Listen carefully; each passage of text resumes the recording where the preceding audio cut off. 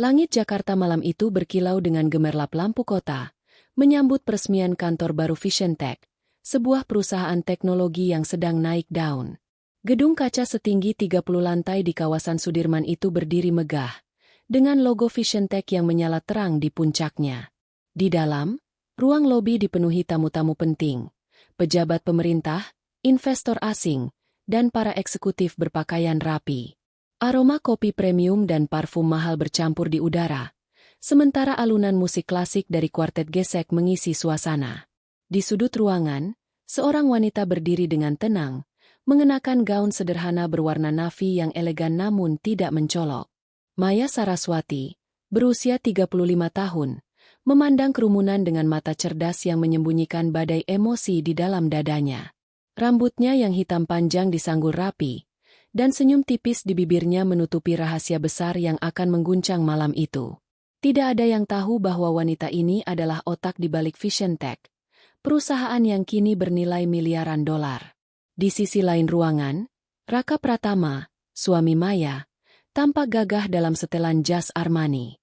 Di sisinya berdiri Lila, seorang wanita berambut pirang dengan gaun merah menyala yang menarik perhatian. Lila tersenyum lebar, memamerkan pesonanya kepada setiap tamu yang lewat.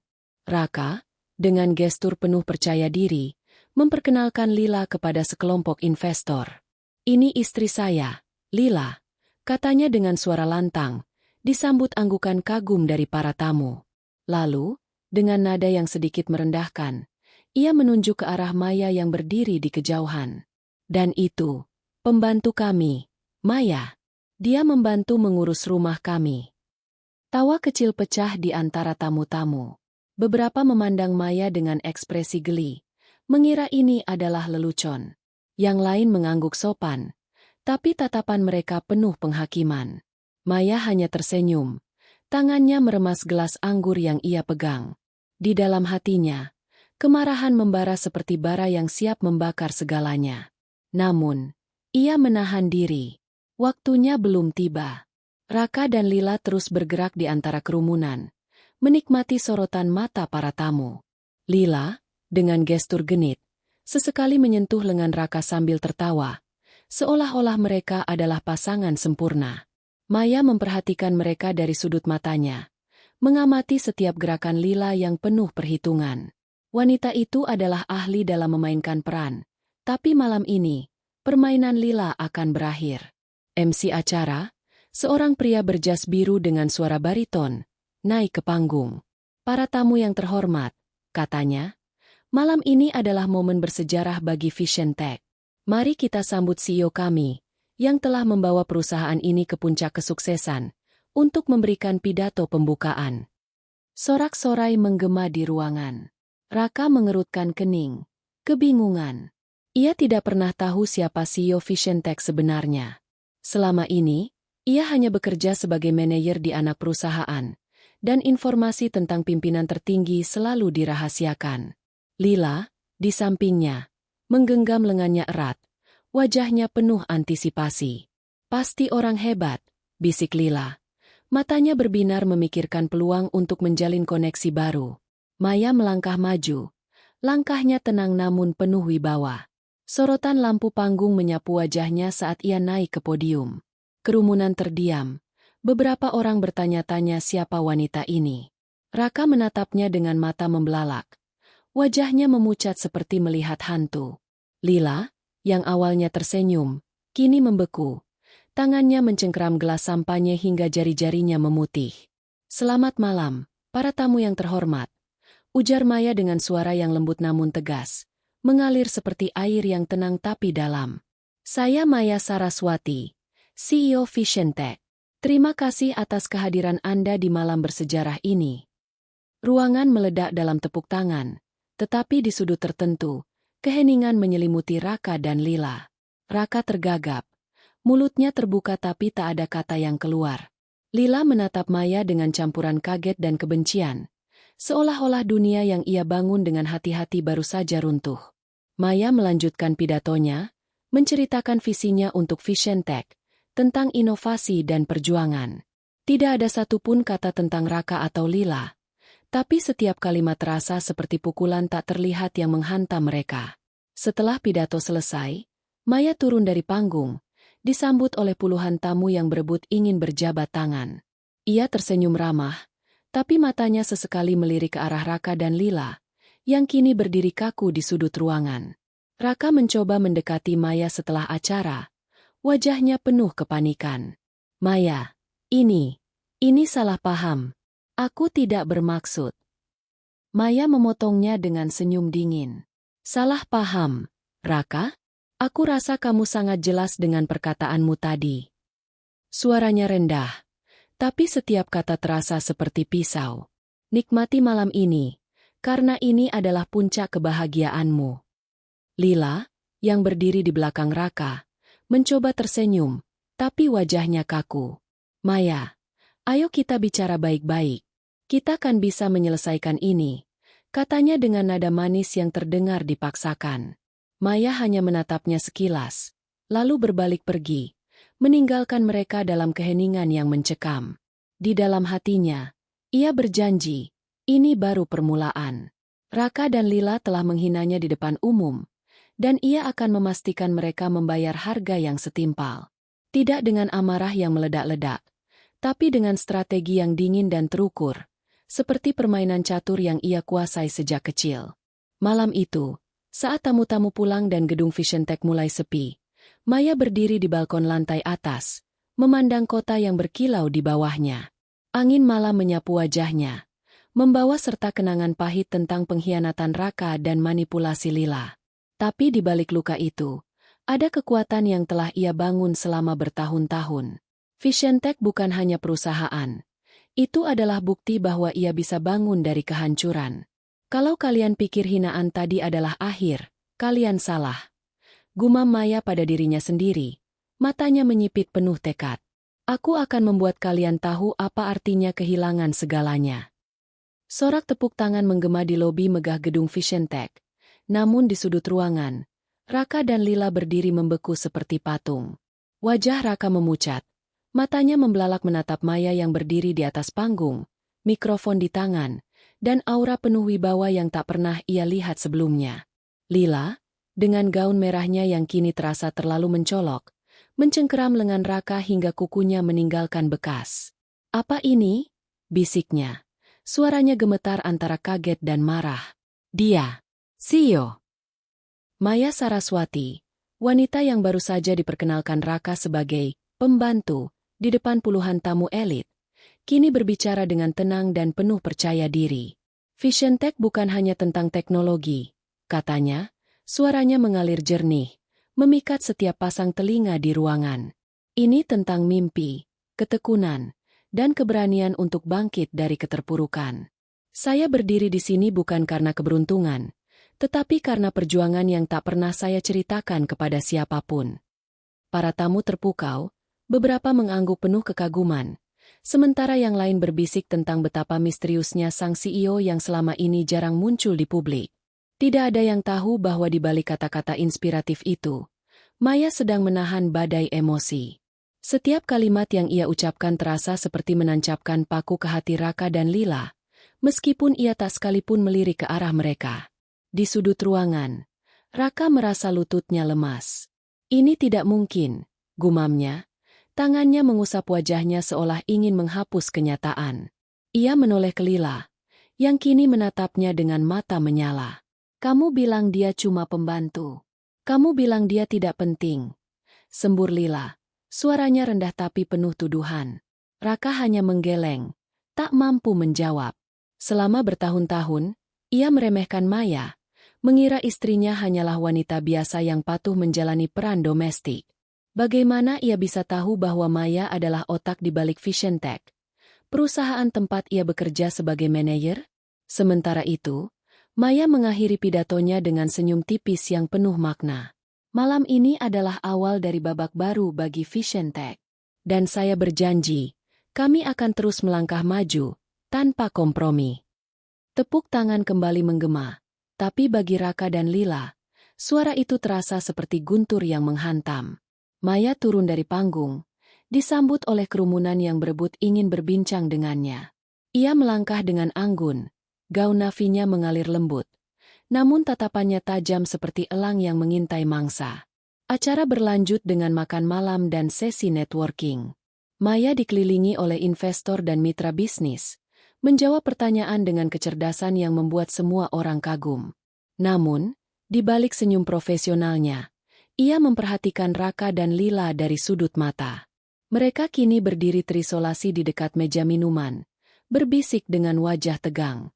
Lila mencoba menjaga senyumnya, tapi tangannya yang gemetar saat memegang gelas sampanye mengkhianati kepanikannya. Raka akhirnya memberanikan diri mendekati Maya saat ia sedang berbincang dengan seorang pejabat. "Maya," panggilnya. Suaranya serak. Maya menoleh. Alisnya sedikit terangkat, tapi ekspresinya tetap dingin. "Bisa bicara sebentar?" tanya Raka, mencoba tersenyum meskipun wajahnya penuh keringat. Maya meminta maaf kepada pejabat itu dengan sopan, lalu menoleh ke Raka. "Tentu, Raka. Apa yang ingin kamu bicarakan?" Suaranya lembut, tapi ada nada tajam yang membuat Raka menelan ludah. Aku tidak tahu kamu CEO," katanya tergagap. "Tadi itu cuma bercanda. Kamu tahu aku tidak serius, kan? Aku cuma ingin membuat suasana santai." Maya memandangnya lama. Matanya seperti menembus jiwa Raka. "Bercanda?" ulangnya. Suaranya rendah namun penuh tekanan. "Kamu memperkenalkan wanita lain sebagai istrimu di depan semua orang, dan aku sebagai pembantu. Itu bercanda bagimu?" Raka membuka mulut, tapi tak ada kata yang keluar. Di belakangnya, Lila mendekat, mencoba menyelamatkan situasi. "Maya, ayo kita lupakan ini," katanya dengan senyum manis yang terasa palsu. "Kita kan keluarga. Tidak perlu ada drama, bukan?" Maya menoleh ke Lila, dan untuk pertama kalinya malam itu, ia membiarkan sedikit emosi terlihat di wajahnya, kemarahan yang terkendali. "Keluarga?" tanyanya. Suaranya dingin seperti es. "Kamu pikir aku akan melupakannya begitu saja, Lila? Kamu salah besar." Tanpa menunggu jawaban, Maya berbalik dan berjalan menjauh, meninggalkan Raka dan Lila dalam keheningan yang mencekam. Lila menatap punggung Maya dengan mata penuh kebencian, sementara Raka hanya menunduk, merasa dunianya mulai runtuh. Ia tahu Maya bukan wanita yang mudah dilupain begitu saja. Ada sesuatu dalam tatapan Maya yang membuatnya takut, bukan kemarahan yang meledak-ledak, tapi tekad yang dingin dan terukur. Malam itu, saat acara berakhir dan tamu-tamu mulai meninggalkan gedung, Maya berdiri di ruang kerjanya di lantai teratas. Jendela kaca besar memamerkan pemandangan kota yang berkilau, tapi pikirannya penuh dengan rencana. Ia membuka laci meja, mengeluarkan sebuah buku catatan kecil berisi daftar nama dan strategi. Nama Raka dan Lila ada di urutan teratas, dilingkari dengan tinta merah. "Mereka pikir mereka bisa menghinaku dan lolos begitu saja," gumam Maya, jari-jarinya menelusuri nama-nama itu. "Mereka tidak tahu siapa yang mereka hadapi." Ia menutup buku catatan itu, lalu menatap keluar jendela, matanya menyipit. Ini bukan hanya tentang balas dendam, ini tentang menunjukkan kepada dunia, dan kepada dirinya sendiri, bahwa ia adalah wanita yang tak bisa diremehkan. Di luar, di parkiran gedung, Raka dan Lila masuk ke mobil mereka dalam diam. "Kita harus melakukan sesuatu," kata Lila, suaranya penuh kepanikan. "Dia bisa menghancurkan kita, Raka." Raka hanya menatap lurus ke depan, tangannya mencengkeram setir. "Aku tidak tahu dia sekuat ini," katanya pelan. "Aku tidak tahu." Malam itu menjadi titik balik. Bagi Maya, ini adalah awal dari rencana besar yang telah ia susun selama bertahun-tahun. Bagi Raka dan Lila, ini adalah awal dari mimpi buruk yang tak mereka duga. Dan di antara gemerlap kota Jakarta, sebuah permainan kekuasaan telah dimulai. Permainan yang hanya akan dimenangkan oleh yang paling cerdas dan paling kuat. Langit Jakarta 8 tahun lalu tidak semerlap sekarang. Di sebuah apartemen kecil di pinggiran kota, Maya Saraswati duduk di meja makan yang reyot, diterangi lampu neon yang berkedip-kedip. Di depannya, sebuah laptop tua dengan layar retak menampilkan kode-kode rumit yang menjadi cikal bakal Vision Tech. Di usia 27 tahun, Maya adalah seorang programmer berbakat dengan mimpi besar, tapi hidupnya jauh dari glamor. Ia hidup hemat. Seringkali hanya makan mie instan demi menghemat uang untuk menyewa server dan mengembangkan perangkat lunaknya. Maya bukanlah orang yang lahir dengan sendok perak. Ia dibesarkan di keluarga sederhana di Yogyakarta, anak seorang guru dan penjual sayur.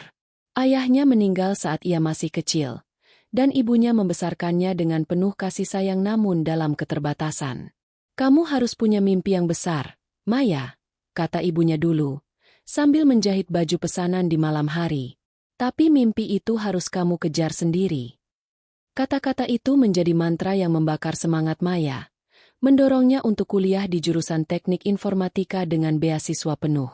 Di apartemen kecil itu, Maya bertemu Raka Pratama, seorang pria charming dengan senyum yang mudah memikat.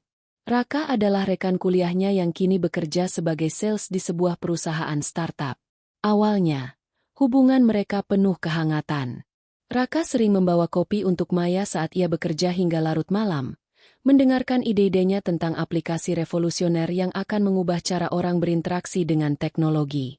"Kamu luar biasa, Maya," katanya suatu malam, matanya penuh kekaguman. "Aku akan selalu mendukungmu." Pernikahan mereka sederhana, diadakan di rumah ibunya di Yogyakarta. Maya, dalam kebaya putih, tersenyum lebar di sisi Raka, percaya bahwa ia telah menemukan pasangan yang akan berjalan bersamanya menuju mimpi besar. Namun, seiring waktu, Raka berubah. Ketika Maya mulai menghabiskan lebih banyak waktu untuk mengembangkan Vision Tech, Raka merasa tersisih. Ia mulai mengeluh, mengatakan bahwa Maya terlalu sibuk, bahwa ia tidak lagi menjadi istri yang baik. Maya, yang terlalu fokus pada mimpinya, mencoba menenangkan Raka, mengira ini hanya fase sementara. Kemudian muncul Lila. Wanita itu masuk ke hidup mereka seperti angin puyuh, membawa pesona dan manipulasi. Lila adalah teman sekantor Raka, seorang wanita dengan ambisi besar namun tanpa prinsip. Ia tahu Raka adalah suami Maya, tapi itu tidak menghentikannya. Dengan senyum manis dan kata-kata manis, Lila mulai mendekati Raka, memanfaatkan rasa frustrasinya. "Kamu pantas dapat yang lebih baik," bisik Lila suatu malam, saat mereka minum bersama setelah jam kerja. "Maya terlalu sibuk dengan mimpinya. Dia tidak menghargaimu." Maya mulai mencurigai sesuatu ketika Raka sering pulang larut malam, beralasan lembur. Ia menemukan pesan-pesan genit dari Lila di ponsel Raka, tapi ketika ia bertanya, Raka marah, menuduh Maya paranoid. "Kamu terlalu sibuk dengan komputer itu sampai lupa caranya percaya sama suamimu," bentak Raka suatu malam. Maya, yang hatinya hancur, memilih diam. Ia tidak ingin pernikahannya gagal, dan ia masih percaya Raka akan kembali seperti dulu. Namun, pengkhianatan itu semakin nyata. Suatu hari, Maya pulang lebih awal dari kantor dan mendengar Raka dan Lila di ruang tamu apartemen mereka. "Maya tidak akan tahu," kata Lila, suaranya penuh ejekan. "Dia terlalu sibuk dengan startupnya yang tidak jelas itu." Raka tertawa, dan tawa itu terasa seperti pisau yang menusuk hati Maya. Ia berdiri di balik pintu, air matanya mengalir tanpa suara, tapi di dalam dadanya, sesuatu berubah. Kemarahan dan tekad mulai menggantikan rasa sakit. Maya tidak langsung menghadapi mereka. Ia tahu Vision Tech sedang diambang terobosan besar, dan ia tidak ingin emosinya menghancurkan mimpinya. Ia mulai merahasiakan kesuksesannya dari Raka, berpura-pura bahwa proyeknya tidak begitu penting. Ketika Vision Tech mendapatkan pendanaan besar dari investor asing, Maya memilih untuk tidak memberitahu Raka. Ia juga meminta timnya merahasiakan identitasnya sebagai CEO, menggunakan nama samaran dalam dokumen resmi. "Aku tidak ingin publisitas," katanya kepada timnya, tapi sebenarnya, ia sedang menyiapkan panggung untuk balas dendam. Selama 2 tahun berikutnya, Maya bekerja tanpa lelah. Ia tidur hanya 4 jam sehari, menghabiskan waktu di laboratorium dan rapat dengan investor, sementara di rumah, ia berperan sebagai istri yang patuh untuk menutupi rahasianya.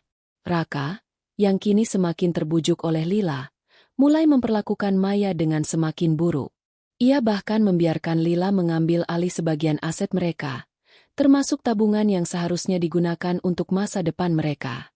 "Kamu tidak perlu tahu soal uang," kata Raka suatu hari, dengan nada meremehkan. "Aku yang atur semuanya." Setiap hinaan, setiap pengkhianatan, menjadi bahan bakar bagi Maya.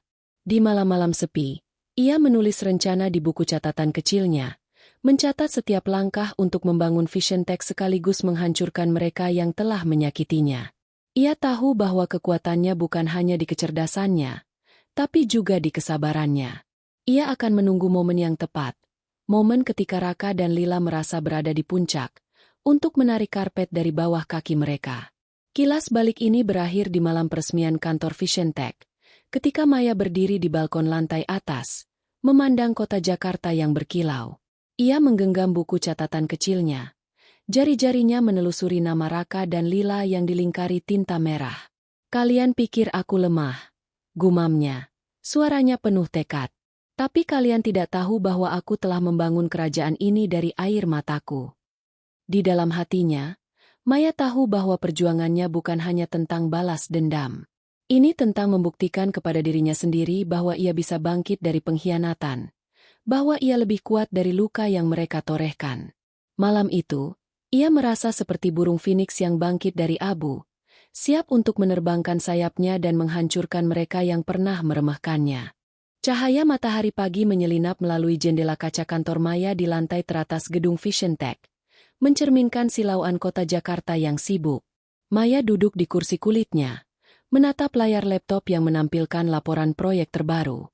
Di depannya, sebuah cangkir kopi hitam mengepul, aroma pahitnya memenuhi ruangan. Di samping laptop, buku catatan kecilnya terbuka, dengan nama Raka dan Lila masih dilingkari tinta merah. Hari ini, langkah pertama dari rencana balas dendamnya akan dimulai. Manis seperti permen, tetapi mematikan seperti racun. Maya memanggil asistennya, Sarah, seorang wanita muda yang cerdas dan setia. "Sarah, panggil Raka ke ruang rapat sore ini. Katakan padanya dia dipilih untuk memimpin proyek Borobudur," ujar Maya dengan nada datar, tapi matanya berkilat penuh perhitungan. Sarah mengangguk, terbiasa dengan instruksi singkat namun tegas dari bosnya. Proyek Borobudur adalah inisiatif baru Vision Tech untuk mengembangkan aplikasi AI yang akan digunakan oleh klien internasional. Di atas kertas, ini adalah proyek prestisius yang bisa melambungkan karir siapapun. Namun, Maya telah merancangnya sebagai jebakan, tugas yang tampak manis seperti permen, tetapi penuh dengan tantangan yang hampir mustahil diselesaikan oleh seseorang seperti Raka, yang lebih mengandalkan pesona daripada kompetensi. Sementara itu, di rumah mewah mereka di kawasan Kemang, Lila sedang bercermin, mengoleskan lipstik merah menyala. Rumah itu, yang dibeli dengan cicilan besar berkat gaji Raka dan tabungan yang mereka curi dari Maya, adalah simbol status yang Lila junjung tinggi. Ia masih terguncang oleh kejutan malam peresmian, tetapi ia mencoba meyakinkan diri bahwa Maya tidak akan berbuat apa-apa. "Dia cuma pamer jabatan," gumam Lila pada bayangannya. "Aku masih bisa mengendalikan Raka, dan Raka akan menangani Maya." Raka, di sisi lain, sedang panik. Ia tahu posisinya sebagai manajer di anak perusahaan Vision Tech kini terancam. Pagi itu, saat ia menerima panggilan dari Sarah, ia merasa secercah harapan. "Proyek Borobudur? Ini kesempatan besar," katanya pada Lila, matanya berbinar. Lila mengangguk, meskipun di dalam hatinya ia curiga. "Hati-hati, Raka. Maya tidak sebodoh yang kamu kira," katanya, tapi Raka mengabaikannya, terlalu terbuai oleh visi promosi dan gaji lebih besar. Di ruang rapat Vision Tech sore itu, Raka duduk di ujung meja panjang, berhadapan dengan Maya dan beberapa eksekutif senior. Maya, dengan setelan blazer abu-abu yang elegan, memimpin rapat dengan wibawa. "Raka, kamu dipilih untuk memimpin proyek Borobudur," katanya, suaranya tenang namun penuh otoritas. "Ini proyek penting, dan saya percaya kamu bisa menanganinya." Nada Maya terdengar tulus, tapi ada senyum kecil di bibirnya yang membuat Raka merasa tidak nyaman. Raka, yang awalnya tersanjung, mulai berkeringat saat Maya menjelaskan detail proyek, tenggat waktu yang ketat, anggaran terbatas, dan ekspektasi klien yang sangat tinggi. Kamu punya 3 bulan untuk menyelesaikan fase pertama, tambah Maya. Matanya menatap lurus ke Raka. Jika gagal, konsekuensinya akan signifikan bagi kariermu dan reputasi perusahaan. Raka mengangguk, mencoba menyembunyikan kegugupannya. Saya bisa menangani ini, Bu, katanya, meskipun suaranya sedikit gemetar.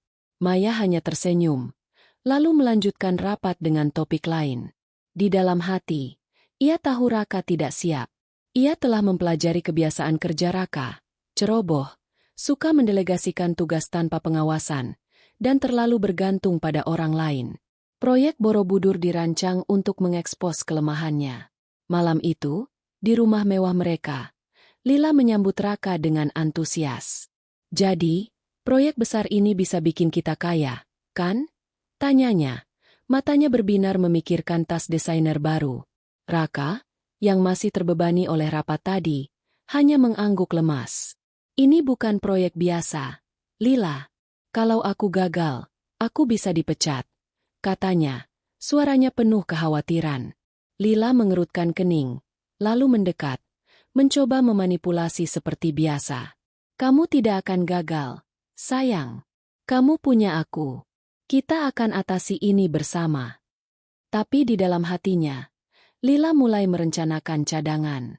Ia tahu jika Raka jatuh, ia harus mencari penyelamat baru, mungkin seorang eksekutif kaya di lingkaran Vision Tech. Beberapa minggu kemudian, Raka mulai merasakan tekanan proyek Borobudur. Timnya kewalahan, klien mengeluh tentang kemajuan yang lambat, dan anggaran mulai membengkak. Maya, dari balik layar, memastikan setiap kesalahan kecil Raka diperbesar. Ia mengatur agar laporan mingguan Raka dikirim langsung ke Dewan Direksi, membuat setiap kekurangannya terlihat jelas. Raka, saya harap kamu bisa menjelaskan kenapa proyek ini tertunda, kata Maya dalam salah satu rapat. Nada suaranya tetap profesional tapi penuh tekanan. Di luar kantor, Lila mulai gelisah. Gaya hidup mewahnya terancam karena Raka semakin stres dan jarang pulang. Ia mencoba mendekati Maya, mengundangnya untuk makan malam dengan dalih mendamaikan. Maya, kita kan dulu dekat, kata Lila dengan senyum manis saat mereka bertemu di sebuah kafe. Kenapa kita tidak lupakan masa lalu dan mulai dari awal? Maya menatap Lila, matanya dingin seperti es. Masa lalu? Ulangnya, suaranya rendah.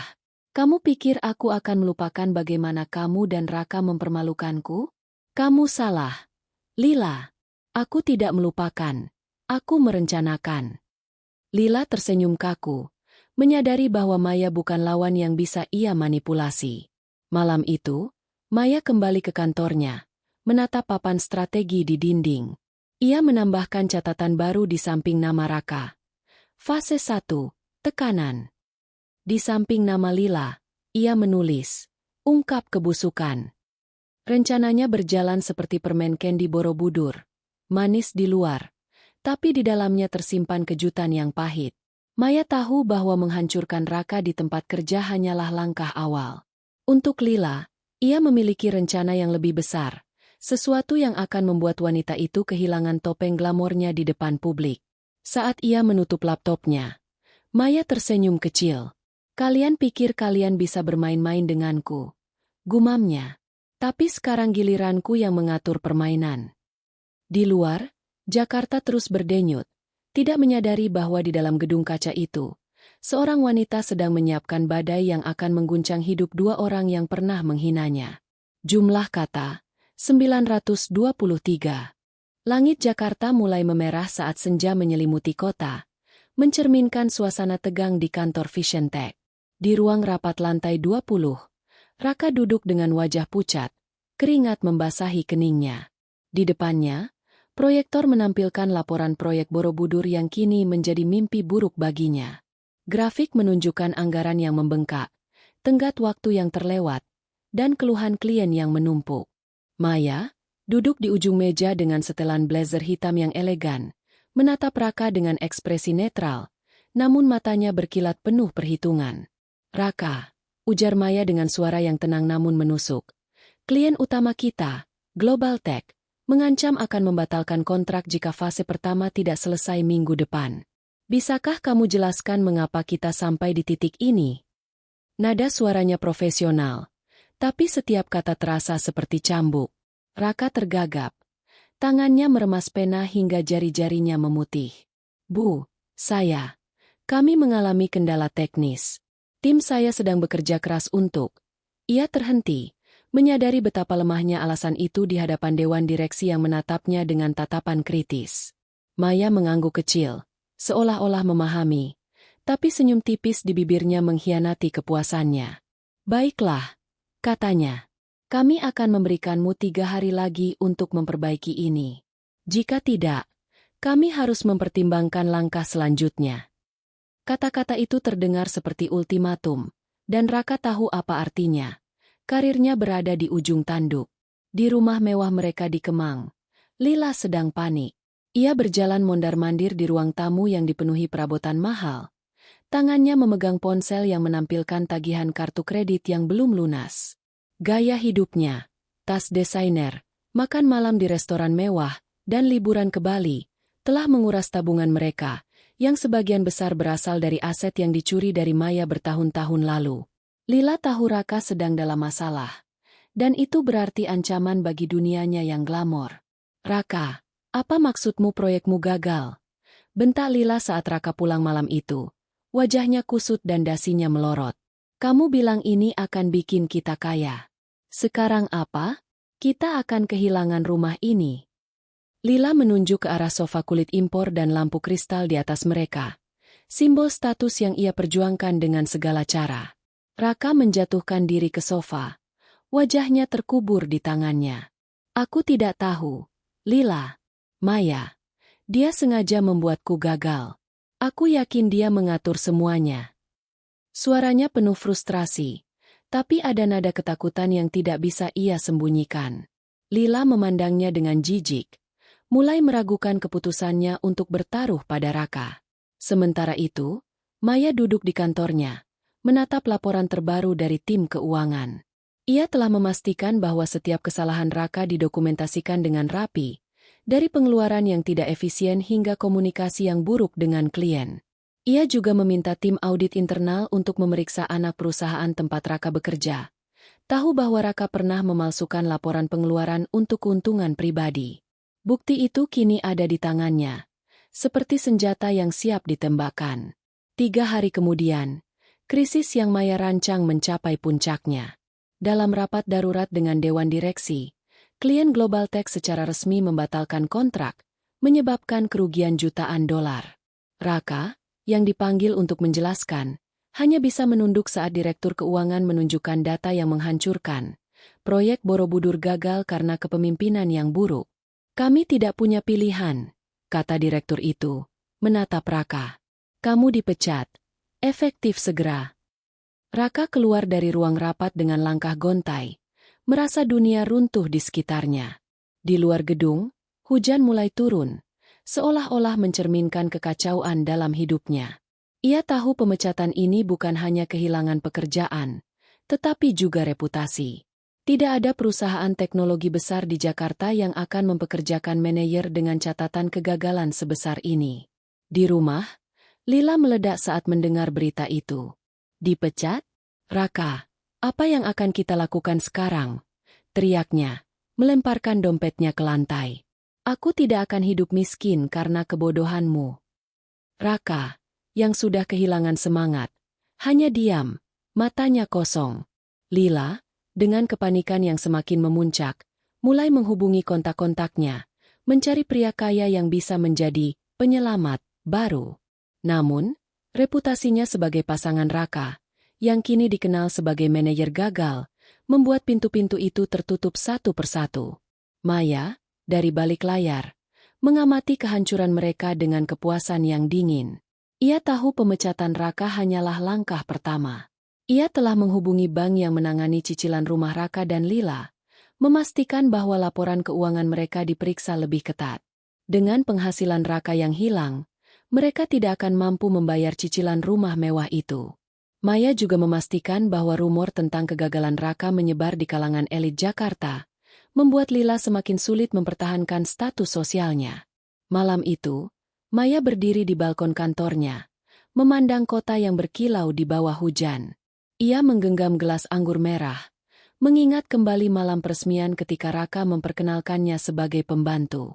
Rasa sakit itu masih ada, tapi kini bercampur dengan kepuasan melihat rencananya berjalan sempurna. Ini baru permulaan, gumamnya, matanya menyipit. Kalian akan tahu apa artinya kehilangan segalanya. Di rumah Kemang, Lila membuka lemari pakaiannya, menatap koleksi tas dan sepatu mahalnya. Aku tidak akan menyerah begitu saja, katanya pada dirinya sendiri, mencoba meyakinkan diri bahwa ia masih bisa bangkit. Tapi di dalam hatinya, ia tahu badai yang lebih besar sedang mendekat. Raka, yang duduk di sudut ruangan, hanya menatap kosong ke lantai, menyadari bahwa hidupnya yang dulu penuh kemewahan kini hanya tinggal kenangan. Maya, di sisi lain, menutup buku catatannya, menandai langkah kehancuran finansial sebagai selesai. Di samping nama Lila, ia menulis catatan baru, skandal publik. Permen candy Borobudur yang ia tawarkan telah mereka telan, dan sekarang, racun di dalamnya mulai bekerja. Maya tersenyum kecil, tahu bahwa langkah berikutnya akan membuat Lila kehilangan sesuatu yang lebih berharga daripada uang, harga dirinya. Jakarta pagi itu terasa lebih panas dari biasanya. Atau mungkin hanya Lila yang merasa dunia menekannya dari segala arah. Di rumah mewah mereka di Kemang, yang kini mulai terlihat seperti beban finansial, Lila duduk di depan laptop, menelusuri media sosial dengan jari-jari gemetar. Ia mencoba mempertahankan citra glamornya, mengunggah foto dengan gaun desainer dan senyum sempurna, tapi komentar-komentar sinis mulai bermunculan. Masih bisa belanja tas mewah setelah suami dipecat, tulis salah satu pengguna. Lila menghapus komentar itu dengan cepat, tapi hatinya berdegup kencang. Ia tahu sesuatu tidak beres. Di kantor Vision Tech, Maya duduk di ruang kerjanya, menatap layar komputer yang menampilkan dokumen-dokumen yang ia kumpulkan selama berbulan-bulan. Di antara file-file itu ada bukti yang akan menjadi bom waktu. Laporan keuangan dari acara amal yang pernah Lila kelola sebagai bagian dari kegiatan sosial perusahaan tempat Raka bekerja. Lila, yang selalu memamerkan perannya sebagai filantropis di kalangan elit, telah memalsukan laporan donasi, mengalihkan sebagian dana untuk keperluan pribadinya, seperti perhiasan dan liburan ke Maldives. Maya menemukan bukti ini melalui audit rahasia yang ia perintahkan, dan kini saatnya untuk meledakkannya. Maya menghubungi seorang jurnalis investigasi terkenal, Nadia, yang dikenal karena laporan-laporannya yang tajam tentang korupsi di kalangan elit. Nadia, saya punya sesuatu untukmu, kata Maya melalui telepon. Suaranya tenang namun penuh keyakinan. Ini tentang penyalahgunaan dana amal. Saya akan kirimkan dokumennya, tapi pastikan sumbernya anonim. Nadia, yang sudah lama ingin mengungkap skandal di kalangan sosialita Jakarta, langsung setuju. 2 hari kemudian, sebuah artikel berjudul, "Skandal Dana Amal, Sosialita Jakarta Terlibat Penyelewengan," muncul di situs berita terkemuka. Artikel itu menyebut nama Lila secara eksplisit, lengkap dengan bukti berupa dokumen dan tangkapan layar transfer bank. Media sosial langsung meledak. Tagar Lila penipu trending di X, dengan ribuan pengguna menghujat Lila. Pantes hidup mewah, ternyata duit orang miskin, tulis salah satu akun. Sosialita palsu, tulis yang lain. Lila, yang sedang sarapan di kafe mewah, hampir menjatuhkan ponselnya saat membaca artikel itu. Di rumah, Raka yang baru bangun dari tidur panjang akibat stres, terkejut saat Lila berlari masuk, wajahnya pucat. "Raka, lihat ini!" teriaknya, melemparkan ponsel ke arahnya. Raka membaca artikel itu dengan mata membelalak, lalu menatap Lila dengan campuran kemarahan dan kepanikan. "Kamu benar-benar melakukan ini? Mencuri dana amal?" tanyanya, suaranya bergetar. "Bukan mencuri. Aku cuma meminjam," bela Lila, tapi suaranya lemah. Ia tahu tidak ada alasan yang bisa membenarkan tindakannya di mata publik. Ini pasti ulah Maya. Dia yang membocorkan ini. Lila mengepalkan tangan, matanya penuh kebencian. Dia ingin menghancurkan kita. Raka hanya menggeleng, merasa semakin terjebak dalam kekacauan yang diciptakan Lila. Kita. Ini ulahmu. Lila. Aku sudah kehilangan pekerjaanku. Dan sekarang kamu bikin nama kita hancur. Untuk pertama kalinya, Raka mulai melihat Lila bukan sebagai sekutu, tapi sebagai beban.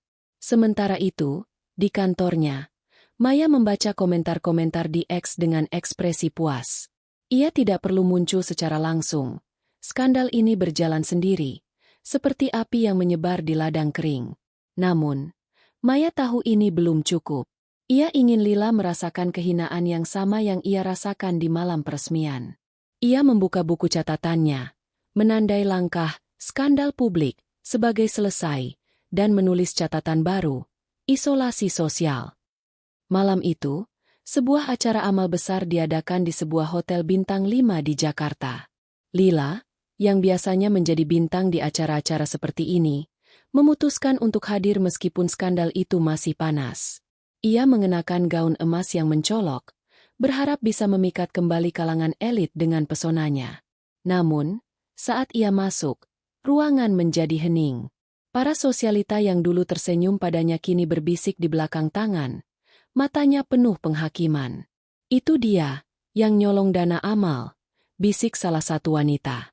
Lila merasa wajahnya memanas, tapi ia tetap tersenyum, mencoba berjalan dengan percaya diri.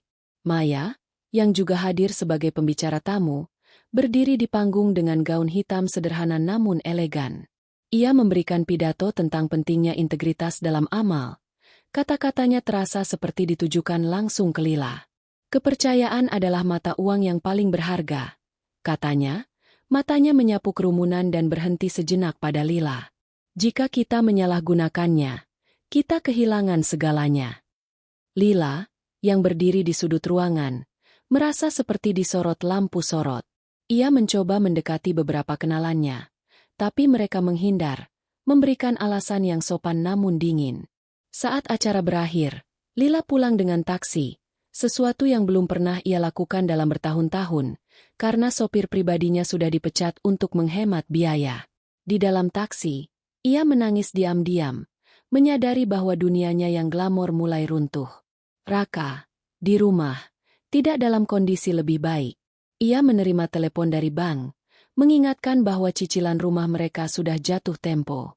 Tanpa pekerjaan dan dengan reputasi yang hancur, ia tahu mereka tidak akan mampu bertahan lama. Ini semua karena kamu, Lila, gumamnya saat Lila masuk. Wajahnya penuh air mata. Kamu yang membawa kita ke lubang ini. Lila menatapnya dengan mata merah. Jangan salahkan aku. Kamu yang gagal di proyek itu. Kamu yang tidak bisa mengendalikan Maya. Pertengkaran mereka memenuhi ruangan. Setiap kata penuh racun. Di tengah kekacauan itu, Lila mulai merencanakan pelarian, mungkin meninggalkan Raka dan mencari jalan keluar sendiri. Sementara itu, Maya berdiri di balkon hotel setelah acara amal, memandang kota yang berkilau. Ia merasa kepuasan yang dingin, tapi juga ada sedikit rasa hampa. Menghancurkan Lila di depan publik terasa seperti kemenangan, tapi ia tahu perjalanan ini belum selesai. Ia menggenggam gelas anggur, mengingat kembali hinaan di malam peresmian. Kalian pikir kalian bisa menghinaku dan lolos begitu saja, gumamnya. Tapi sekarang, kalian tahu rasanya ditinggalkan dunia. Maya menutup buku catatannya malam itu, tahu bahwa langkah berikutnya akan lebih kejam. Lila dan Raka kini kehilangan uang dan reputasi, tapi Maya ingin mereka merasakan kehampaan sejati, sesuatu yang hanya bisa datang dari kehilangan satu sama lain. Hujan deras mengguyur Jakarta malam itu, mencerminkan kegelapan yang menyelimuti kehidupan Raka dan Lila. Di sebuah apartemen kecil di pinggiran kota, yang mereka sewa setelah kehilangan rumah mewah di Kemang, suasana penuh ketegangan. Ruangan sempit itu dipenuhi barang-barang yang tersisa dari kehidupan lama mereka. Beberapa tas desainer Lila yang belum dijual dan setelan jas Raka yang kini tak lagi berguna. Di sudut ruangan, sebuah televisi kecil menyiarkan berita tentang kesuksesan terbaru Vision Tech. Dengan wajah Maya Saraswati tersenyum di layar. Lila melemparkan remote ke dinding, mematikan suara itu, tapi wajah Maya tetap menghantuinya. Kamu lihat itu? Sembur Lila. Suaranya penuh kebencian saat menunjuk ke arah televisi. Dia di mana-mana. Raka. Dia menghancurkan kita. Dan kamu tidak melakukan apa-apa. Matanya merah. Riasannya luntur karena tangisan dan amarah yang tak kunjung reda. Raka, yang duduk di sofa tua dengan wajah kusut, hanya menatap lantai. Apa yang bisa aku lakukan, Lila? Balasnya, suaranya lemah. Aku sudah kehilangan segalanya. Pekerjaan, reputasi, rumah. Ini semua karena kamu dan ide-ide bodohmu. Pertengkaran mereka semakin memanas. Setiap kata seperti pisau yang saling mereka tancapkan. Lila menuduh Raka gagal sebagai pria, sementara Raka membalas dengan menyebut Lila sebagai penyebab kehancuran mereka. Kamu yang mencuri dana amal itu, teriak Raka, berdiri dari sofa dengan tangan terkepal. Kalau bukan karena skandalmu, aku mungkin masih punya kesempatan untuk bangkit. Lila, yang tidak terima disalahkan, melemparkan gelas ke lantai. Pecahannya berserakan seperti hubungan mereka yang kini hancur. Sementara itu, di gedung Vision Tech, Maya berdiri di depan jendela kaca besar di kantornya, memandang kota yang basah oleh hujan. Ia baru saja kembali dari acara peluncuran inisiatif baru perusahaan, sebuah platform AI yang mendapat pujian dari media internasional. Kesuksesannya sebagai CEO kini tak terbantahkan, tapi di balik wajah tenangnya, ada pergolakan batin. Setiap langkah balas dendamnya telah berjalan sempurna. Raka kehilangan pekerjaan, Lila kehilangan status sosialnya, dan kini mereka terjebak dalam kemiskinan dan kehinaan. Namun, ada bagian dari dirinya yang mulai bertanya, apakah ini cukup? Malam berikutnya, sebuah acara amal besar diadakan di ballroom hotel mewah di Jakarta.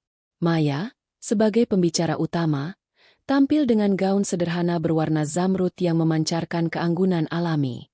Ia berbicara tentang misi Vision Tech untuk memberdayakan komunitas. Kata-katanya penuh inspirasi dan membuat para tamu terpukau. Di antara kerumunan, Raka dan Lila muncul sebagai tamu tak diundang, menyelinap masuk dengan harapan meminta bantuan Maya. Mereka mengenakan pakaian yang sudah usang, kontras dengan kemewahan di sekitar mereka. Lila, yang masih mencoba mempertahankan sisa-sisa keanggunannya, mendekati Maya setelah pidato selesai. Maya, kita perlu bicara, katanya. Suaranya dipaksakan untuk terdengar ramah. Raka berdiri di belakangnya. Wajahnya penuh rasa malu dan keputusasaan. Maya menoleh, alisnya terangkat, tapi ekspresinya tetap dingin. Ada apa, Lila? Tanyanya. Suaranya lembut namun penuh wibawa. Kami sedang kesulitan, kata Lila, mencoba tersenyum. Kami tahu kamu orang baik. Maya, mungkin kamu bisa membantu kami, demi masa lalu kita. Kata-katanya terdengar memohon, tapi ada nada manipulatif yang masih tersisa, seolah ia berharap bisa memainkan Maya seperti dulu. Maya menatap mereka berdua, matanya beralih dari Lila ke Raka, yang menunduk menghindari pandangannya. Masa lalu? Ulang Maya, suaranya rendah tapi tajam. Masa lalu ketika kalian menghinaku di depan umum? Ketika kalian mengira aku tidak akan bangkit?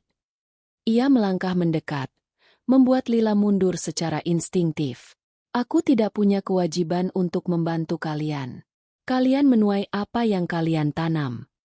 Para tamu di sekitar mereka mulai memperhatikan, berbisik dengan tatapan penuh rasa ingin tahu. Lila merasa wajahnya memanas, tapi ia tetap mencoba. Maya, tolong, kami tidak punya apa-apa lagi, katanya. Suaranya mulai pecah. Raka akhirnya angkat bicara, suaranya serak. Maya, aku minta maaf. Aku salah. Aku tidak tahu kamu. Aku tidak tahu kamu sekuat ini. Maya tersenyum kecil, tapi senyum itu tidak mencapai matanya. Maafmu terlambat, Raka, katanya. Dan Lila, jika kamu pikir air mata bisa membelikanmu kembali tempat di dunia ini, kamu salah. Ia berbalik, meninggalkan mereka di tengah kerumunan yang kini menatap dengan jijik. Lila merasa seperti telanjang di depan semua orang.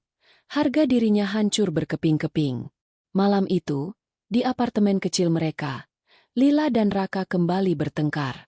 Ini semua salahmu, teriak Lila, melemparkan bantal ke arah Raka.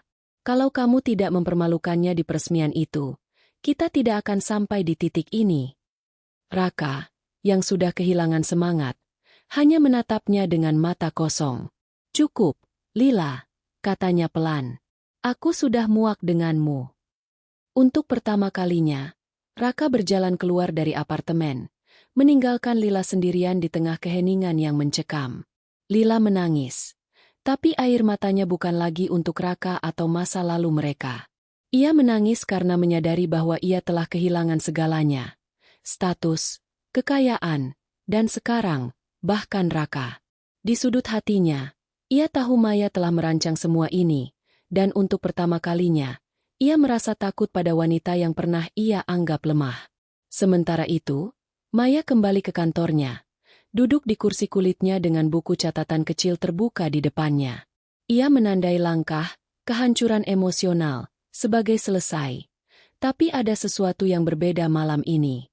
Saat ia memandang kota di bawahnya, ia merasa kepuasan yang biasanya menyertai kemenangannya mulai memudar. Apakah ini yang aku inginkan? Gumamnya. Jari-jarinya menelusuri nama Raka dan Lila. Ia tahu mereka kini terpuruk. Tapi ada bagian dari dirinya yang mulai bertanya-tanya apakah balas dendam ini benar-benar akan membawa kedamaian. Hujan terus turun di luar, seolah-olah mencuci bersih luka-luka lama. Maya menutup buku catatannya, tapi kali ini, ia tidak menulis langkah baru. Ia hanya menatap keluar jendela, berpikir tentang apa yang akan ia lakukan selanjutnya. Apakah ia akan terus menghancurkan, atau mulai membangun sesuatu yang baru? Jakarta di bawah langit kelabu terasa seperti kota yang tak kenal ampun. Hujan rintik-rintik membasahi jalanan, menciptakan genangan yang mencerminkan lampu neon dari warung-warung kecil. Di sudut sebuah gang sempit di kawasan Tanah Abang, Raka duduk di trotoar, jaket tua yang ia kenakan basah kuyup. Di tangannya, sebuah botol air mineral kosong yang ia gunakan untuk meminta sedekah dari pejalan kaki. Wajahnya yang dulu tampan kini kusam, ditumbuhi janggut tak terurus, dan matanya kosong, seolah kehidupan telah tersedot dari dalam dirinya. Hanya beberapa bulan lalu, ia adalah manajer yang percaya diri di anak perusahaan Vision Tech. Kini, ia adalah gelandangan, terlempar ke tepi kota yang pernah ia anggap sebagai panggungnya. Raka tidak lagi tinggal di apartemen kecil yang ia sewa bersama Lila. Setelah pertengkaran terakhir mereka, Lila pergi tanpa meninggalkan pesan, membawa sisa-sisa barang berharga yang bisa ia jual. Raka, yang kehilangan semua tabungan dan reputasinya, tidak mampu membayar sewa. Ia diusir oleh tuan rumah, dan kini jalanan menjadi rumahnya. Ia pernah mencoba mencari pekerjaan, tapi kabar tentang kegagalannya di proyek Borobudur dan skandal Lila telah menyebar luas di industri teknologi. Tidak ada yang mau mempekerjakannya, bahkan untuk posisi rendahan. Di sisi lain kota, Lila tidak berada dalam kondisi yang jauh lebih baik. Ia kini bekerja sebagai buruh cuci di sebuah laundry kecil di pinggiran Jakarta. Tangan yang dulu dihiasi gelang emas kini merah dan kasar karena sabun dan air panas. Gaun-gaun desainernya telah dijual untuk membayar utang, dan ia tinggal di sebuah kamar kos sempit dengan kasur tipis dan dinding yang berbau lembab. Lila, yang pernah menjadi pusat perhatian di kalangan sosialita, kini menghindari cermin karena tidak tahan melihat bayangannya sendiri. Wajahnya yang dulu sempurna kini penuh kerutan stres dan keputusasaan. Malam itu, Lila duduk di tepi kasurnya, memegang ponsel jadul yang ia beli dari pasar loak. Ia menelusuri X, berharap menemukan sedikit kenangan dari kehidupan lamanya. Tapi yang ia temukan hanyalah artikel tentang kesuksesan terbaru Maya. Vision Tech baru saja menandatangani kontrak besar dengan perusahaan teknologi global. Dan foto Maya tersenyum di samping para eksekutif asing menghiasi beranda. Lila melemparkan ponsel itu ke dinding, menahan tangis. Ini tidak adil, gumamnya. Suaranya penuh kepahitan. Kenapa dia mendapatkan segalanya, sementara aku di sini? Di gedung Vision Tech, Maya duduk di kantornya yang luas, menatap laporan keuangan terbaru. Perusahaan itu kini bernilai miliaran dolar. Dan namanya menjadi sorotan di dunia teknologi.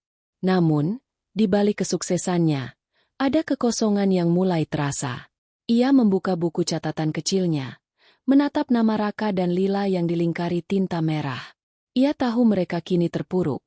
Raka hidup di jalanan. Lila bekerja sebagai buruh. Informasi itu sampai kepadanya melalui kontak-kontaknya di kota, dan setiap laporan terasa seperti kemenangan kecil. Tapi malam ini, kemenangan itu terasa hampa.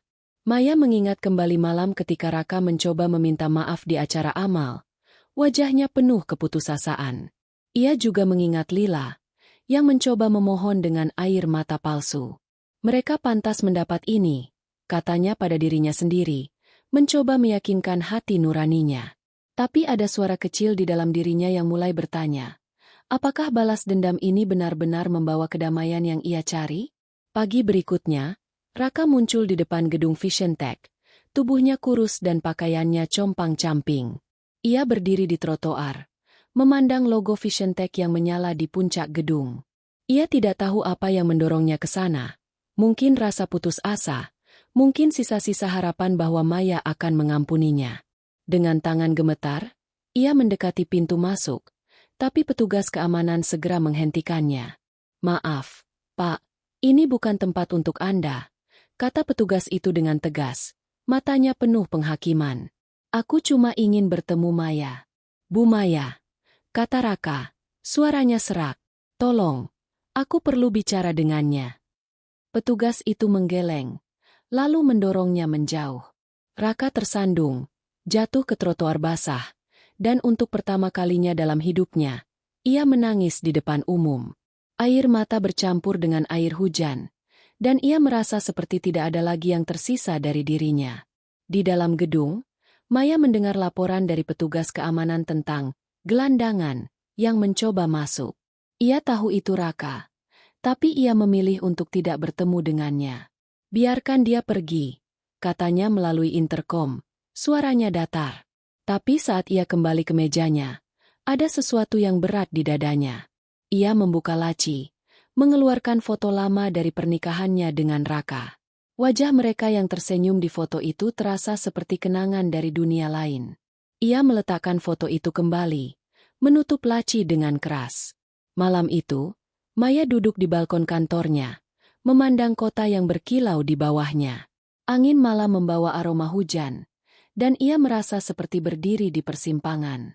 Raka dan Lila kini berada di titik terendah, seperti yang ia rencanakan. Tapi kepuasan yang ia harapkan tidak sepenuhnya ada. "Apakah ini akhirnya?" gumamnya. Jari-jarinya menggenggam buku catatan kecilnya. Ia tahu ia bisa mendorong mereka lebih jauh. Tapi ada bagian dari dirinya yang mulai lelah dengan permainan ini. Di gang sempit Tanah Abang, Raka meringkuk di bawah kardus, mencoba melindungi diri dari hujan. Di kamar kosnya, Lila menatap langit-langit, berpikir tentang bagaimana hidupnya berubah dari glamor menjadi kehampaan. Keduanya, dalam kesendirian mereka, mulai menyadari bahwa pengkhianatan mereka terhadap Maya telah membawa mereka ke jurang yang tak pernah mereka bayangkan. Maya menutup buku catatannya, kali ini tanpa menandai langkah baru. Ia menatap kota di bawahnya, berpikir tentang apa yang benar-benar ia inginkan. "Mungkin ini sudah cukup," katanya pelan. Suaranya hampir tenggelam oleh suara hujan. Tapi di dalam hatinya, ia tahu keputusan itu belum final. Masih ada satu bab lagi yang harus ia tulis, bukan untuk Raka atau Lila, tapi untuk dirinya sendiri. Cahaya matahari pagi menyelinap melalui jendela kantor Maya di gedung Vision Tech, menciptakan bayangan lembut di atas meja kayu mahoni. Maya duduk di kursi kulitnya, menatap buku catatan kecil yang telah menjadi panduan balas dendamnya selama berbulan-bulan. Nama Raka dan Lila, yang dulu dilingkari tinta merah dengan penuh kemarahan, kini terlihat seperti jejak dari masa lalu yang mulai memudar.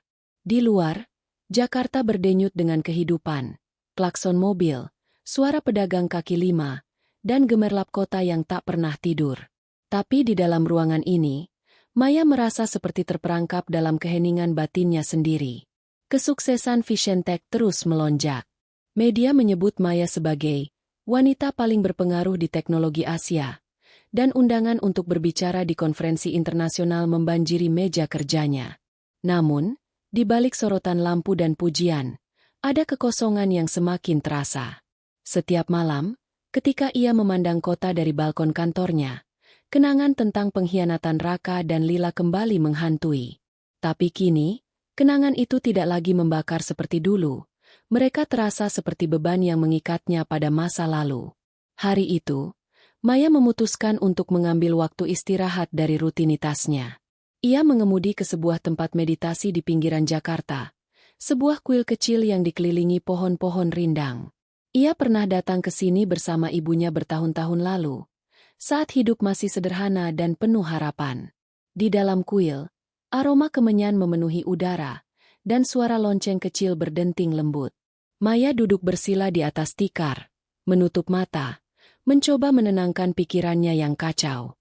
Di tengah meditasi, ia teringat percakapan dengan seorang teman lama, Anita, yang ia temui beberapa hari sebelumnya. Anita, seorang psikolog yang selalu blak-blakan, menatap Maya dengan tatapan penuh empati saat mereka minum kopi bersama. "Maya, kamu sudah menang," kata Anita. Suaranya lembut tapi tegas. "Kamu membangun kerajaan, menghancurkan mereka yang menyakitimu. Tapi apa kamu bahagia? Atau kamu masih terjebak dalam kemarahan itu?" Kata-kata Anita terngiang di pikiran Maya, seperti lonceng yang terus berdentang. Ia tahu Raka kini hidup sebagai gelandangan, mengais rezeki di jalanan. Lila, yang dulu begitu angkuh, kini bekerja sebagai buruh cuci, tersisih dari dunia glamor yang ia kejar. Maya telah mencapai apa yang ia rencanakan, membuat mereka sengsara, seperti yang mereka lakukan padanya di malam peresmian.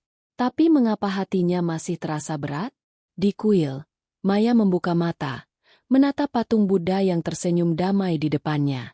Ia teringat ibunya, yang selalu mengajarkannya untuk memaafkan, bukan karena orang lain pantas, tapi karena pengampunan akan membebaskan dirinya sendiri. Kemarahan itu seperti memegang bara api. "Maya," kata ibunya dulu, "kamu yang akan terbakar."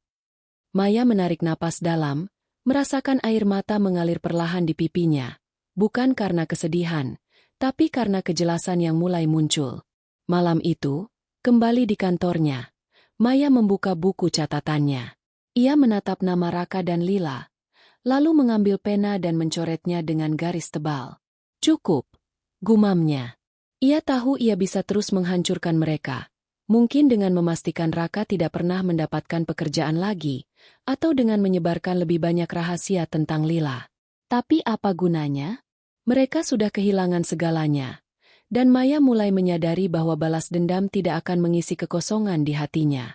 Keesokan harinya, Maya mengadakan rapat dengan timnya untuk mendiskusikan inisiatif baru, sebuah yayasan amal atas nama ibunya, Saraswati Foundation, yang akan fokus membantu orang-orang yang terpuruk, termasuk mantan gelandangan dan pekerja informal. "Kita akan memberikan pelatihan kerja, beasiswa, dan kesempatan kedua," kata Maya kepada timnya, suaranya penuh semangat. "Bukan hanya untuk mereka, tapi untuk menunjukkan bahwa kita bisa bangkit dari apapun." Di dalam hatinya, Maya tahu yayasan ini adalah caranya untuk melepaskan masa lalu. Ia tidak ingin menjadi wanita yang didefinisikan oleh kemarahan atau balas dendam. Ia ingin menjadi seseorang yang membangun, bukan menghancurkan. Namun, keputusan untuk memaafkan bukan berarti melupakan.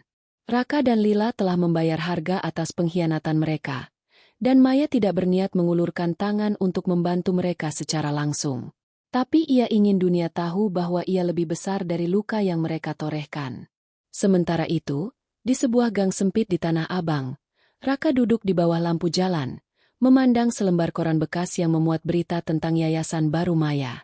Ia tidak tahu apakah ia pantas mendapatkan kesempatan kedua, tapi untuk pertama kalinya, ia merasa sedikit harapan. Di kamar kosnya, Lila mendengar tentang yayasan itu dari seorang teman di tempat kerjanya.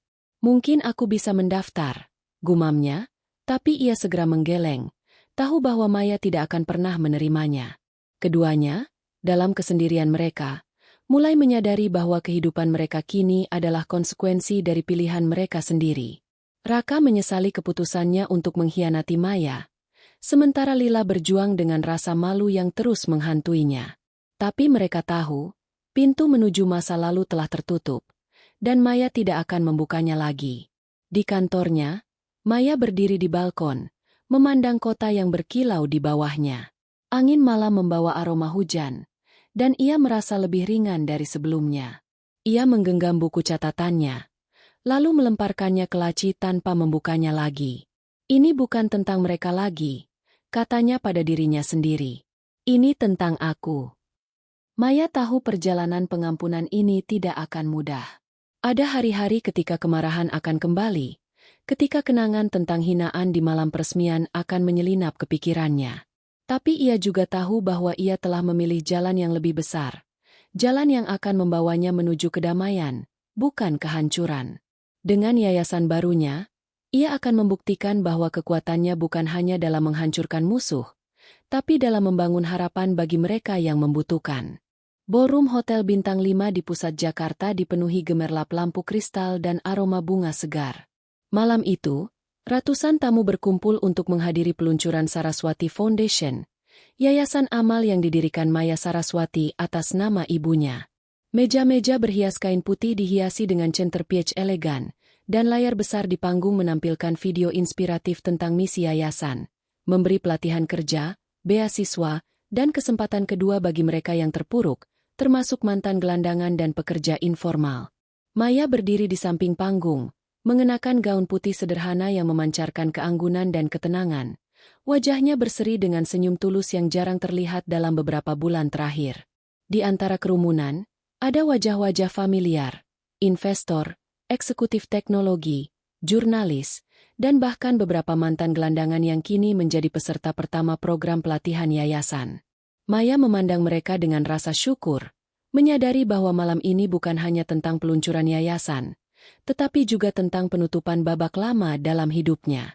Buku catatan kecilnya, yang dulu penuh dengan rencana balas dendam, kini teronggok di laci kantornya, tak lagi dibuka.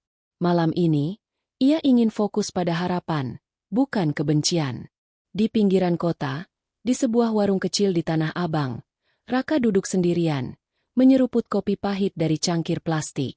Pakaiannya masih compang-camping, tapi wajahnya sedikit lebih cerah. Ia baru saja mendapatkan pekerjaan sebagai buruh bangunan, pekerjaan sederhana yang jauh dari kehidupan manajernya dulu, tapi cukup untuk membeli makanan dan menyewa kamar kos kecil. Ia mendengar tentang peluncuran Saraswati Foundation dari koran bekas yang ia temukan di jalan. Nama Maya membuat dadanya sesak, tapi bukan karena kemarahan. Ia tahu ia pantas atas apa yang terjadi. Mungkin suatu hari aku bisa mendaftar ke yayasan itu, gumamnya, meskipun ia tahu Maya mungkin tidak akan pernah menerimanya. Di tempat lain, di sebuah kamar kos sempit di pinggiran Jakarta, Lila duduk di tepi kasur, menatap ponsel jadulnya. Ia masih bekerja sebagai buruh cuci, tangannya kasar karena sabun dan air panas. Berita tentang Saraswati Foundation sampai kepadanya melalui seorang teman kerja, dan untuk pertama kalinya, ia merasa sedikit kagum pada Maya. Tapi rasa kagum itu bercampur dengan malu. Ia tahu ia tidak punya keberanian untuk mendekati yayasan itu, bukan setelah semua yang ia lakukan. Lila mulai belajar menerima hidup barunya. Meskipun setiap hari terasa seperti perjuangan.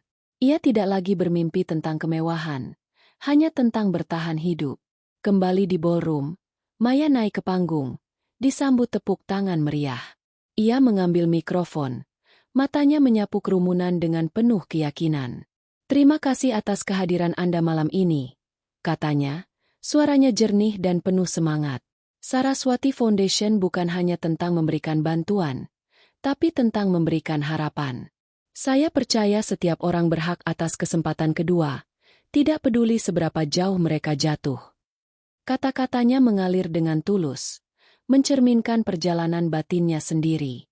Ia tidak menyebut Raka atau Lila, tapi di dalam hati, ia tahu yayasan ini adalah caranya untuk melepaskan mereka sepenuhnya. Ia tidak lagi ingin hidup dalam bayang-bayang pengkhianatan mereka. Malam ini, ia berdiri sebagai Maya Saraswati, bukan korban, bukan pembalas dendam, tapi seorang wanita yang telah menemukan kekuatan untuk membangun sesuatu yang lebih besar dari dirinya sendiri. Setelah pidato, Maya berjalan di antara tamu, berbincang dengan peserta program yayasan. Salah satunya adalah seorang pria muda bernama Dedi, mantan gelandangan yang kini belajar menjadi teknisi komputer melalui beasiswa yayasan. "Terima kasih, Bu Maya," kata Dedi. Matanya berbinar. "Saya tidak pernah mimpi bisa punya kesempatan seperti ini." Maya tersenyum, merasakan kehangatan yang tidak pernah ia rasakan dari balas dendam. "Kamu yang membuat kesempatan ini jadi nyata, Dedi," balasnya. "Terus berjuang." Malam itu, saat tamu-tamu pulang dan ballroom mulai sepi, Maya berdiri di balkon hotel, memandang kota Jakarta yang berkilau di bawah langit malam. Angin sejuk menyapu wajahnya, membawa aroma bunga dari taman di bawah. Ia merasa bebas, seperti burung yang akhirnya lepas dari sangkar kemarahan dan luka. Raka dan Lila, yang kini hidup dalam bayang-bayang pilihan mereka sendiri, tidak lagi menjadi pusat dunianya. Mereka telah menghukum diri mereka sendiri. Dan Maya tidak perlu lagi mengangkat tangan untuk mendorong mereka lebih jauh. Di dalam hatinya, Maya tahu perjalanan ini tidak sepenuhnya selesai. Akan ada hari-hari ketika kenangan tentang malam peresmian itu kembali, ketika suara Raka yang memperkenalkannya sebagai pembantu atau tawa Lila yang penuh ejekan akan menggema di pikirannya. Tapi ia juga tahu ia telah memilih jalan yang berbeda, jalan yang dipenuhi harapan, bukan kebencian. Maya menggenggam liontin kecil di lehernya, peninggalan dari ibunya, dan berbisik, "Terima kasih, Bu. Aku akhirnya mengerti." Ia menutup mata, merasakan kedamaian yang telah lama hilang. Saraswati Foundation bukan hanya warisan untuk ibunya, tapi juga bukti bahwa ia telah bangkit dari abu pengkhianatan, lebih kuat dan lebih bijaksana. Di Tanah Abang, Raka berjalan kembali ke kamar kosnya, membawa sepotong roti yang ia beli dari upah hariannya. Ia tidak tahu apakah ia akan pernah bangkit sepenuhnya, tapi untuk pertama kalinya, ia merasa ingin mencoba, bukan untuk membuktikan sesuatu kepada Maya, tapi untuk dirinya sendiri. Di kamar kosnya, Lila menulis di selembar kertas tua, membuat daftar tujuan sederhana, membayar utang, menabung untuk kursus keterampilan. Ia tahu perjalanan itu akan panjang. Tapi ia mulai belajar bahwa hidup adalah tentang langkah kecil. Maya, di balkon hotel, tersenyum pada kota di bawahnya. "Ini bukan akhir," katanya pada dirinya sendiri. "Ini awal yang baru." Dengan langkah ringan, ia kembali ke dalam, siap untuk menjalani hidup yang tidak lagi didefinisikan oleh masa lalu, tapi oleh harapan yang ia ciptakan untuk masa depan.